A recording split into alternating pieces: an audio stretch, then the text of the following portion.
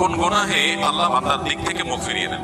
এই বিষয়ে প্রসিদ্ধ একটা হাদিস আছে, নবী সাল্লাল্লাহু আলাইহি ওয়াসাল্লাম বলেছেন, তিন ব্যক্তি এমন আছেন যাদের সাথে কিয়ামতের দিন আল্লাহ কথা বলবেন না, তাদেরকে আল্লাহ তাআলা পবিত্র করবেন না।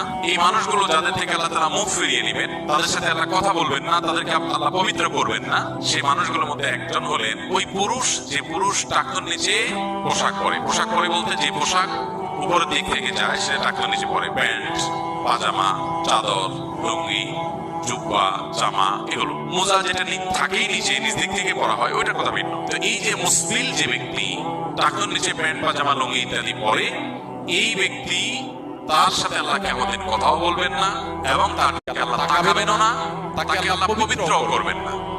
এই তিনটা ভয়াবহতা এই ব্যক্তির জন্য আছে, যে ব্যক্তি টাকনুর নিচে প্যান্ট, পাজামা, লুঙ্গি পরে। আমাদের দেশে অনেকে আছেন মসজিদে নামাজ পড়তে আসলে তখন প্যান্ট ভাঁজ করে। অনেক মসজিদে মুয়াজ্জিনরা মাইকে বলেনও যে টাকনুর নিচে যাদের